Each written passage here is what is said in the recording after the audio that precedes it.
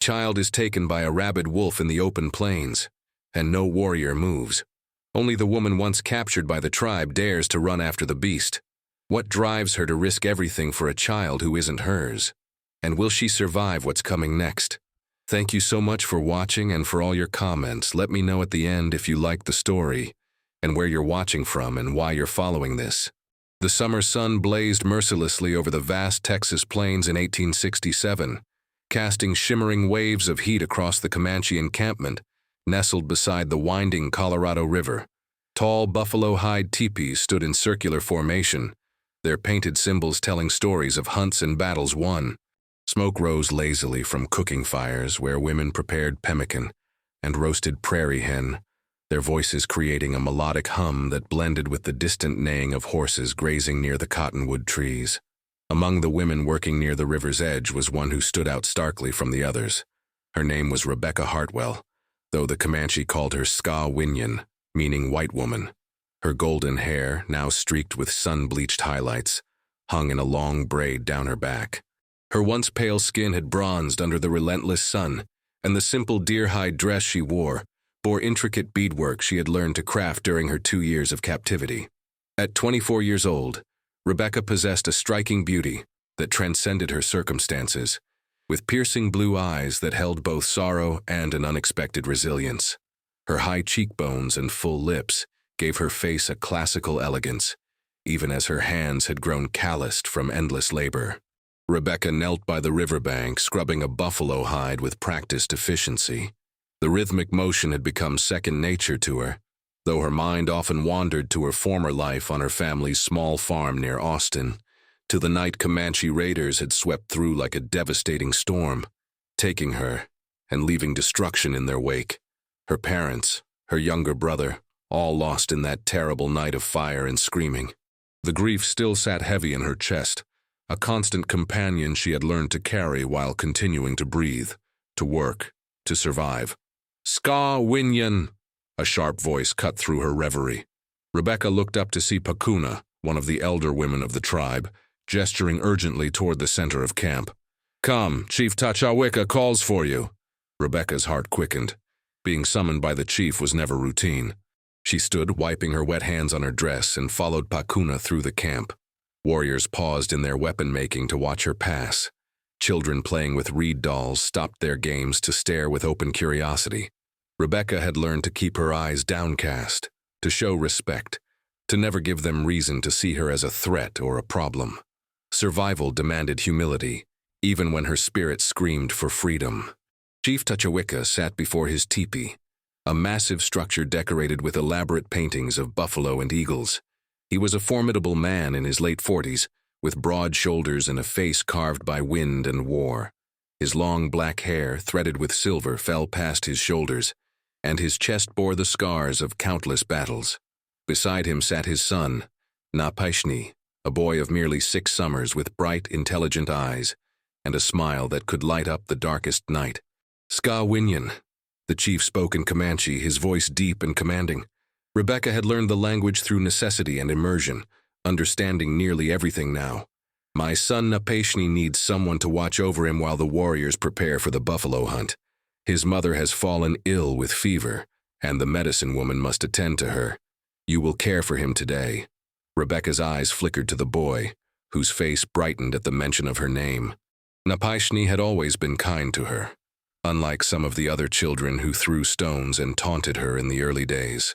He would bring her wildflowers and show her interesting rocks he found by the river. There was an innocence to him that reminded her painfully of her lost brother. Yes, Chief, Rebecca replied in Comanche, bowing her head respectfully. I will protect him with my life. Tachawicka studied her for a long moment, his dark eyes unreadable. Then he nodded curtly. See that you do. He is precious to me, white woman. More precious than all the horses in our herd. Napishni jumped up excitedly and grabbed Rebecca's hand, his small fingers wrapping around hers with complete trust. Come, Ska Winyan. I want to show you the rabbit burrow I found near the tall rocks. Rebecca allowed herself a small smile, the first genuine expression of warmth she had shown in days. Lead the way, little one. They walked together through the camp and beyond its perimeter, where the prairie stretched endlessly in all directions. The grass grew knee-high in places, dotted with wild sage and prickly pear cactus. Napishni chattered continuously, pointing out animal tracks in the dusty earth, telling her stories his grandfather had shared about the great warrior spirits who protected their people. As they approached a cluster of reddish sandstone rocks about a quarter-mile from camp, Rebecca felt a strange unease prickle along her spine. The air had grown eerily quiet. No birds sang.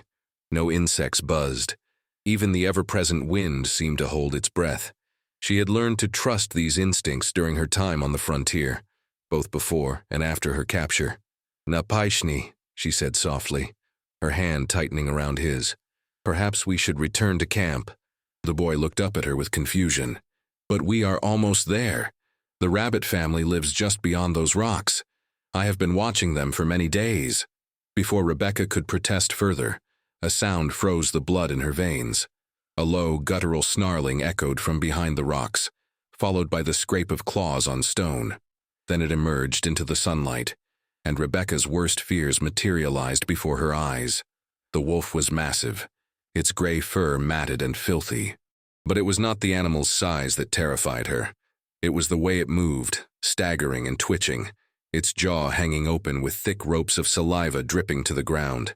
Its eyes were wild, unfocused, filled with a madness that could only mean one thing: rabies. Rebecca had seen a rabid dog once before, back on her family's farm. Her father had shot it immediately, warning her to never, ever approach an animal showing such symptoms. Napishni gasped, pressing himself against Rebecca's side. The wolf's crazed gaze fixed on them, and it began to advance, its movements jerky and unnatural. "Run!" Rebecca screamed, pushing Napishni behind her. "Run back to camp, now!" But the boy was frozen with terror, his small body trembling. The wolf suddenly lunged forward with startling speed, covering the ground between them in seconds. Rebecca had no weapon, nothing but her bare hands and her body to place between the rabid beast and the child. In a moment of pure instinct, she grabbed a fallen branch from the ground and swung it at the wolf, striking its shoulder. The animal barely seemed to notice. Its disease-addled brain focused solely on attack. It snapped at her, its yellowed teeth missing her arm by inches. Rebecca swung again, this time catching the wolf across its snout, but the impact only enraged it further. Then the unthinkable happened. With a speed that defied its sickly state, the wolf darted around Rebecca and seized Napishni by the back of his buckskin shirt. The boy screamed, a sound of pure terror that would haunt Rebecca for the rest of her life. The wolf began dragging him away, its powerful jaws clenched tight on the leather garment, pulling the small child across the rough ground toward the rocks. "No!" Rebecca's scream tore from her throat. Without thought, without hesitation, without any concern for her own safety, she launched herself at the wolf. She grabbed Napishni's outstretched hand, pulling with all her strength while kicking at the animal's head. The wolf released the boy's shirt only to snap at Rebecca's leg, its teeth grazing her calf and drawing blood. Napishni scrambled free, but instead of running, he stood there crying, calling her name. "Skawinyan! Skawinyan!" The wolf turned its attention back to the boy, seeing easier prey. In that split second, Rebecca made a decision that would change everything. She threw herself between them again, and this time when the wolf lunged, it caught her arm in its jaws. Pain exploded through her body as teeth sank deep into her flesh, but she did not let go of Napishni's hand. "Run!" she screamed again through gritted teeth. "Get your father! Get the warriors!" Finally, the boy obeyed, his survival instinct overcoming his fear. He turned and ran, his small legs pumping as fast as they could carry him back toward the camp. His cries for help echoed across the prairie. The wolf released Rebecca's arm and seemed confused by the fleeing child. Its rabid mind could not decide which prey to pursue. Rebecca, bleeding and terrified but thinking only of keeping the animal's attention away from Napishni, began backing away slowly, her eyes never leaving the wolf's mad gaze. Then the animal made its decision. It turned away from the direction of camp, and instead began following a rocky path that led deeper into the wilderness, toward a series of small caves in the distance. And horror of horrors, Rebecca saw something that made her heart stop. Napishni had not run back to camp as she thought. The boy had circled around in his panic and confusion, and now he was running in the same direction as the wolf, directly into more danger. The wolf saw him too. With a snarl, it began pursuing the child, its loping, unsteady gait somehow still faster than a small boy's desperate sprint. Rebecca did not think. She simply ran. Her injured arm hung useless at her side, blood soaking her dress. Her leg burned where the wolf's teeth had scraped her. But none of that mattered. Only Napashni mattered. Only saving this innocent child who had shown her kindness in a world that had shown her so much cruelty. "Napashni," she screamed, her voice hoarse. "Climb! Climb the rocks!" The boy heard her and veered toward a large boulder, his small hands finding purchase on the rough surface. He scrambled upward with the agility of youth, getting himself just out of reach as the wolf arrived below, snapping and snarling. Rebecca reached them moments later, her chest heaving. She looked around desperately for anything to use as a weapon. Her hand closed around a sharp rock and she hurled it at the wolf with all her remaining strength. It struck the animal's flank, causing it to turn its attention to her once more. Good. Better me than him. Better me than this innocent child. The wolf advanced on Rebecca, its movements becoming more erratic. Foam dripped from its mouth and its eyes held nothing but the insanity of disease. Rebecca backed up slowly, leading it away from where Napashni clung to the rock, his small face streaked with tears. In the distance she could hear shouting. The warriors were coming. They had heard Napashni's cries. Help was coming. But the wolf was here now, and Rebecca knew with terrible certainty that these might be her last moments. The animal crouched, preparing to spring. Rebecca closed her eyes, thinking of her family, of the life she had lost, of the strange twist of fate that would end her story trying to save the son of the very people who had taken everything from her. The wolf leaped. The wolf's body slammed into Rebecca with brutal force, knocking her backwards onto the hard ground. The impact drove the air from her lungs, and she felt the sharp sting of rocks beneath her back. The animal's hot, fetid breath washed over her face as its jaws snapped inches from her throat. Rebecca threw her good arm up instinctively, catching the wolf by its filthy fur, trying desperately to keep those diseased teeth away from her neck and face. Then a sound split the air, a sharp whistle followed by a wet thud. The wolf jerked violently, its body going rigid. An arrow shaft protruded from its ribcage, buried deep. The animal let out a strangled yelp and staggered sideways off of Rebecca. Another arrow struck it, then another. The wolf collapsed onto its side, its legs twitching, foam and blood mixing on the ground beneath its snout. Rebecca lay, gasping, her vision swimming. Through the haze, she saw warriors thundering toward her on horseback, their faces painted for the hunt they had been preparing for. Chief Tachawicca led them, his face a mask of fury and fear. But it was the warrior who reached her first that made Rebecca's battered mind focus with sudden clarity. He leaped from his horse before the animal had fully stopped, landing in a crouch beside her with the grace of a mountain lion. He was younger than the chief, perhaps in his late 20s, with strong, handsome features and eyes that burned with an intensity that took Rebecca's breath away more than the wolf attack had. His long black hair was tied back with leather strips, and his bare, muscular chest bore the traditional markings of a proven warrior. This was Takota, the chief's nephew, known throughout the tribe as one of their finest hunters and most skilled fighters. "Ska Winyan," he said urgently, his hands moving over her to assess her injuries. His touch was surprisingly gentle for such a fierce warrior. "Where are you hurt? Did it bite you?" Rebecca tried to speak but could only cough.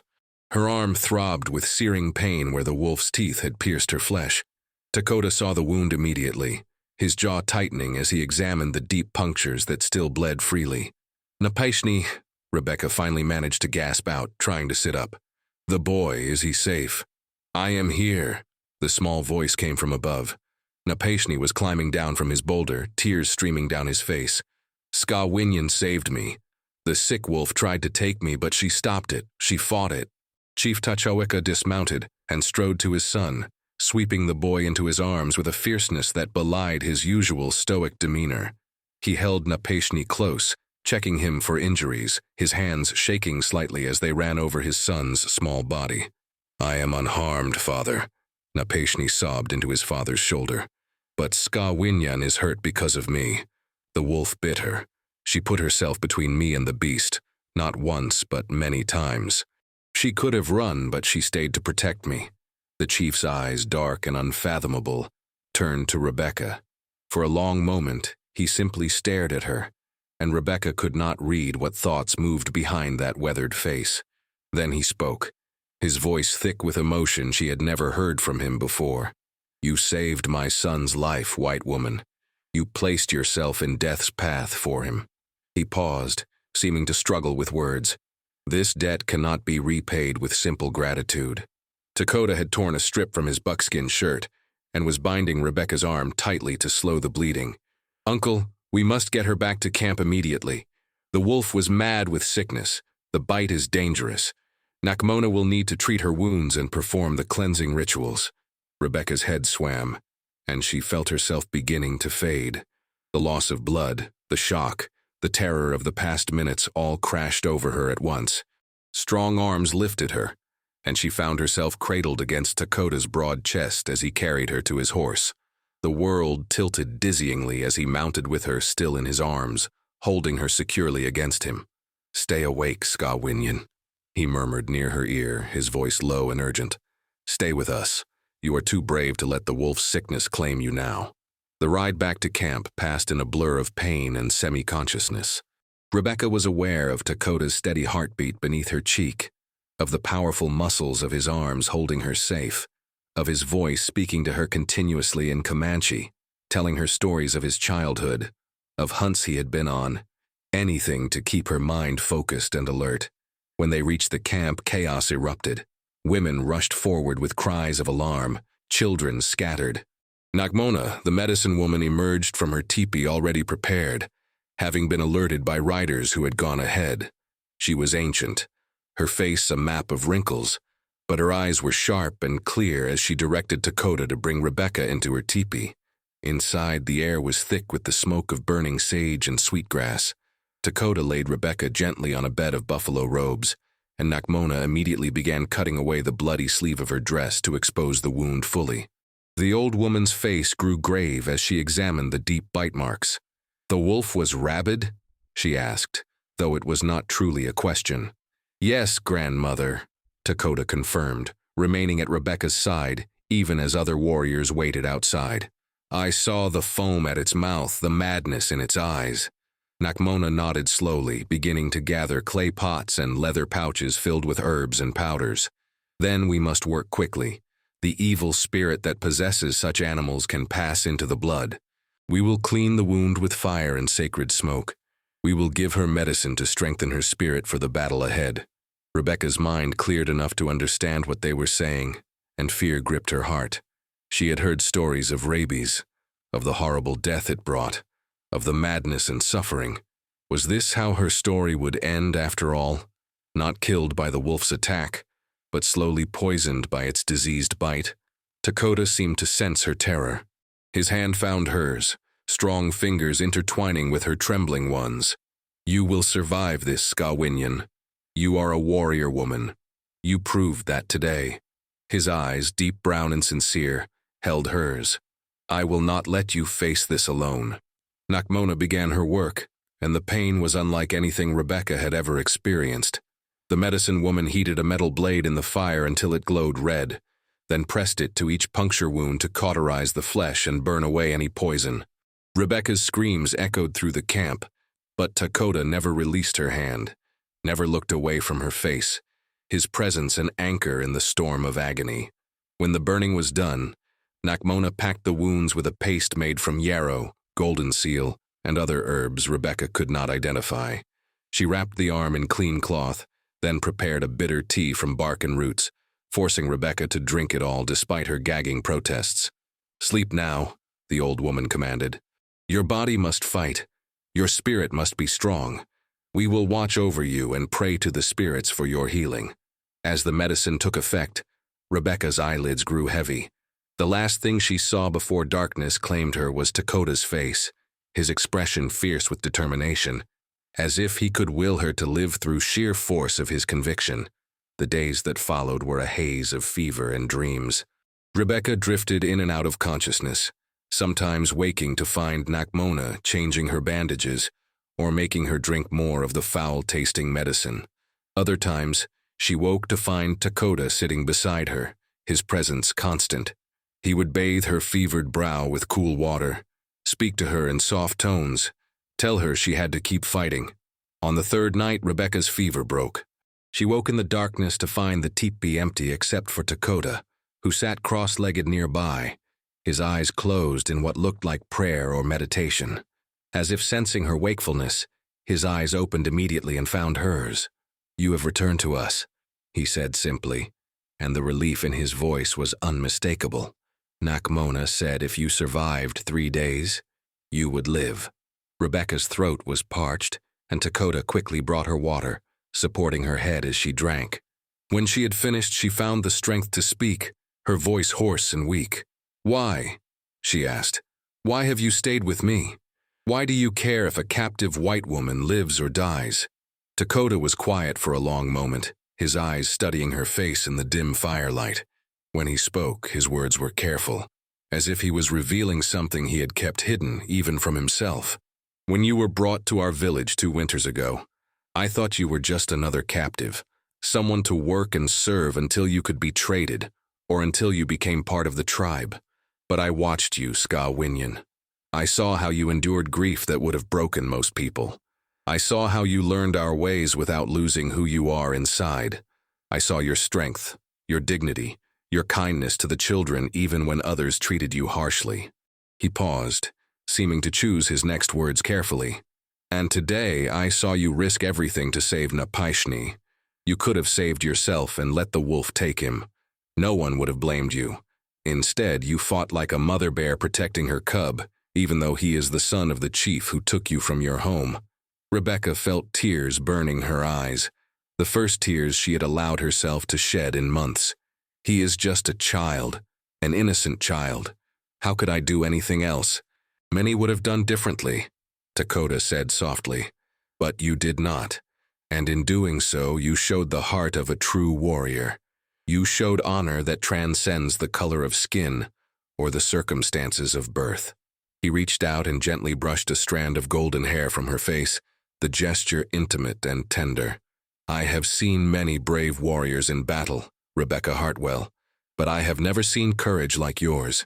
It was the first time he had used her real name, and hearing it from his lips sent a shock through Rebecca's system. She realized in that moment that something had shifted between them, something profound and dangerous, and utterly unexpected.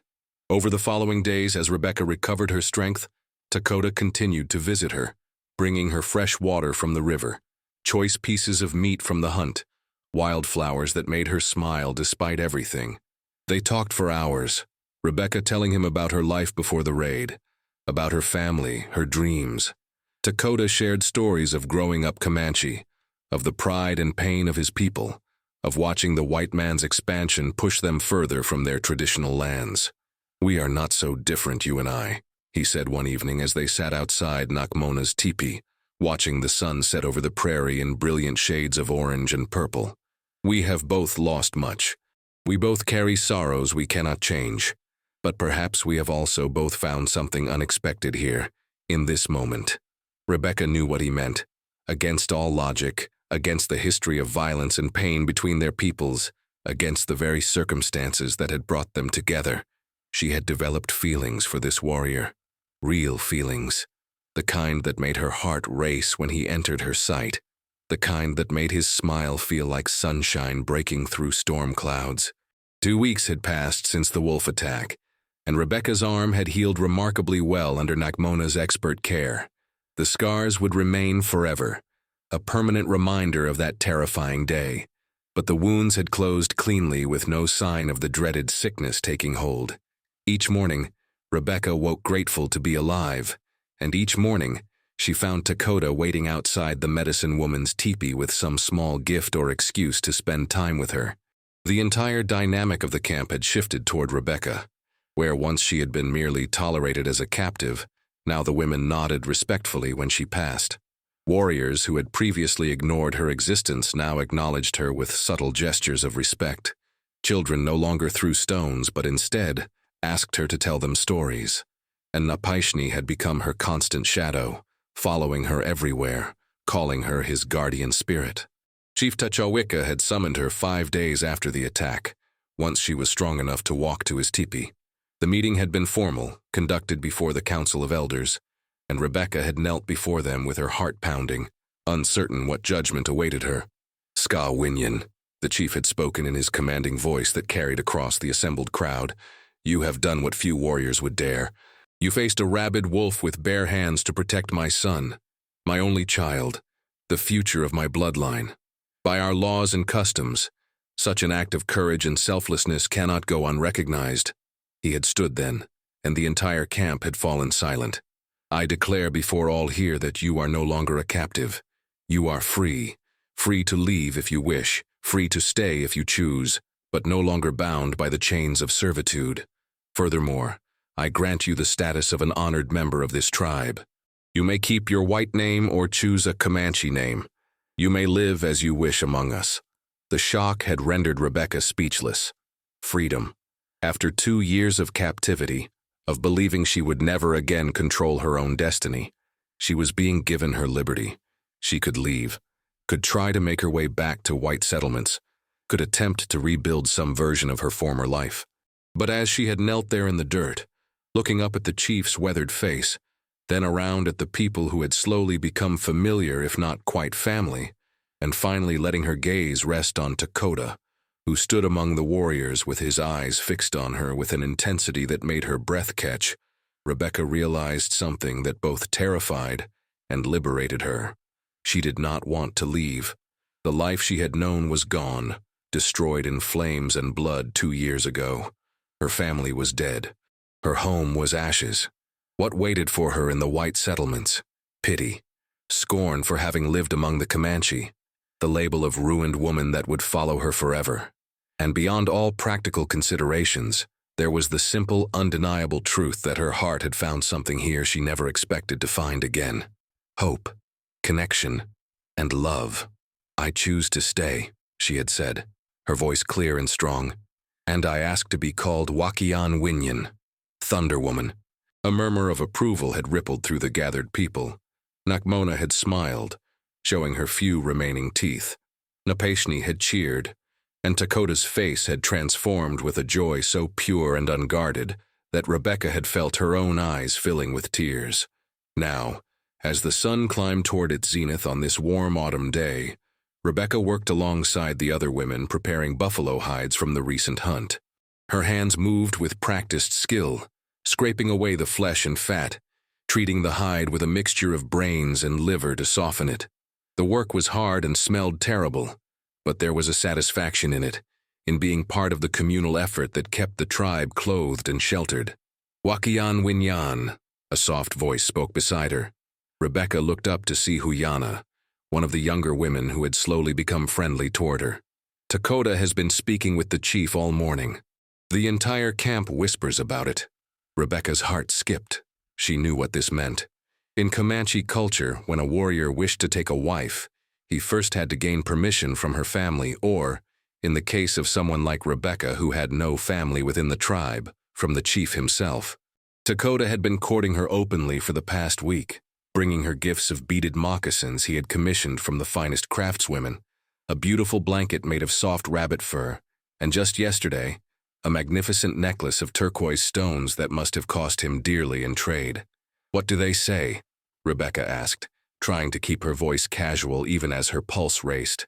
Huyana grinned, clearly delighted to be sharing gossip. "They say Dakota offered the chief 10 of his finest horses for permission to marry you. 10 horses.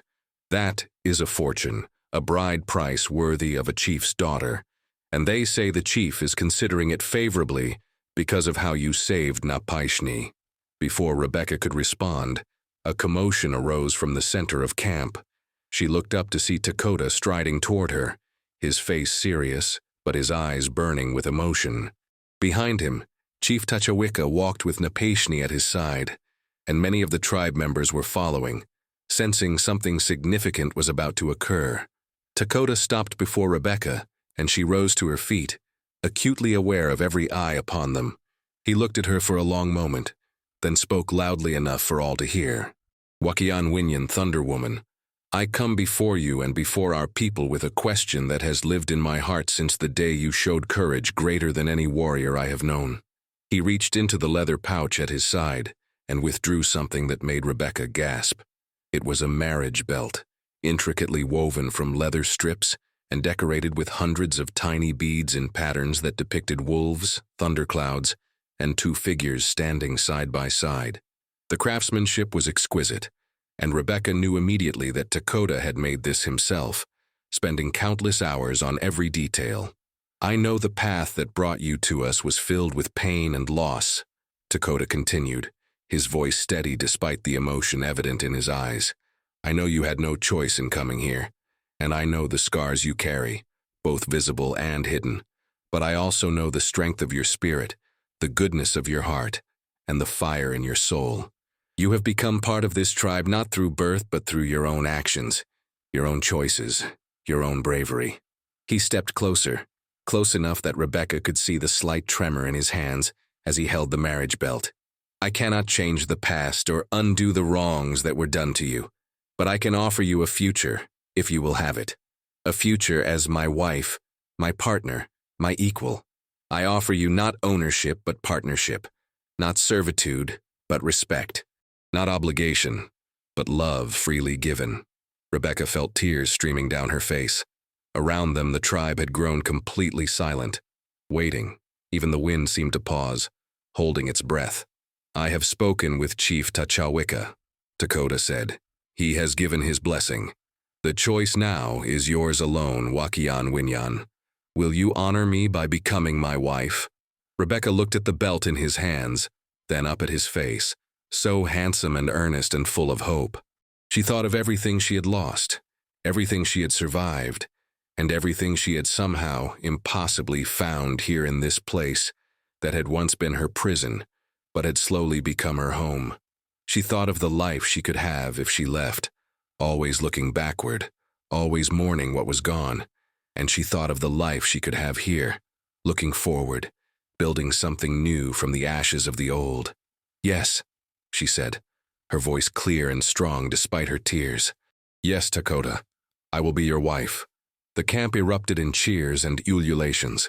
Women rushed forward to embrace Rebecca, and warriors clapped Dakota on the shoulders with broad grins. Napaishni jumped up and down with joy, shouting that his two favorite people would now be family. Chief Tachawicca nodded with solemn approval, and even stern old Nakmona smiled. Dakota stepped forward and tied the marriage belt around Rebecca's waist with hands that shook slightly with emotion. When it was fastened, he cupped her face gently in his strong hands and looked into her eyes. "I will spend every day of my life making sure you never regret this choice," he whispered to her alone. "I know," Rebecca whispered back, "because I will spend every day of mine doing the same." The marriage ceremony was held 3 days later at sunset, when the sky blazed with colors that seemed to celebrate their union. Nakmona performed the traditional rites, binding their hands together with blessed rope, while speaking prayers to the spirits of earth and sky. The entire tribe gathered in a great circle, witnessing as Dakota and Rebecca pledged themselves to each other in both Comanche and English, honoring both their cultures. When the ceremony concluded, a great feast began. Buffalo meat roasted over fires, corn cakes were passed around, and someone had produced precious honey to sweeten the berry drinks. Drums beat rhythmically as dancers circled the central fire, their movements telling stories of hunts and battles and great romances of the past. Rebecca sat beside Dakota on a blanket of soft furs, his arm around her shoulders, feeling more at peace than she had since before that terrible night 2 years ago when her world had ended. But this was not an ending, she realized. It was a beginning, a strange, unexpected, miraculous beginning that had grown from tragedy into something beautiful. Napaishni came running up to them, his face flushed with excitement from dancing. "Mother Wakian! Father Dakota!" He had taken to calling them his second parents, with his own father's amused permission. "Tell me again about the wolf. Tell everyone how brave you were." Rebecca laughed and pulled the boy into her lap. "That is a story that grows taller with each telling, little one." "But it is true," Napaishni insisted. "You fought the wolf with your bare hands. You saved my life." We saved each other, Rebecca said softly, looking at Dakota, then at Napishni, then around at the tribe that had become her people. All of us, in different ways, we saved each other. As the celebration continued into the night, Rebecca found herself standing at the edge of camp, looking out over the vast prairie that stretched endlessly under a sky filled with more stars than she had ever seen. Dakota came to stand beside her, taking her hand in his. "Do you ever regret it?" he asked quietly. "Staying here instead of returning to your people?" Rebecca considered the question seriously, as it deserved. She thought of her family, whom she would mourn until her dying day. She thought of the life she might have had in another world, another time. But then she thought of this man beside her, this warrior who had seen past the color of her skin to the person she was inside. She thought of the freedom she had found not in leaving but in choosing to stay. She thought of the love that had bloomed in the most unlikely of places. "I used to think my people were only those who looked like me, who spoke my language, who lived as I once lived," Rebecca said slowly. "But I have learned that family is not only blood. Home is not only the place you were born, and love does not ask permission from history or prejudice before it takes root in the heart." She turned to face Dakota fully, placing her hand over his heart. "You are my people now. This tribe is my family, and this life we will build together. This is my home. I have no regrets, my husband. Only gratitude that somehow, through all the pain and loss, I found my way to you." Dakota pulled her into his arms, holding her close as the sounds of celebration drifted across the prairie.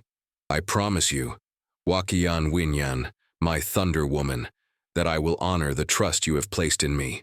We will face whatever comes together, as partners, as equals, as one." "I know," Rebecca murmured against his chest, listening to the steady beat of his heart. "I believe you." The stars wheeled overhead in their ancient patterns, indifferent to the small dramas of human hearts playing out below.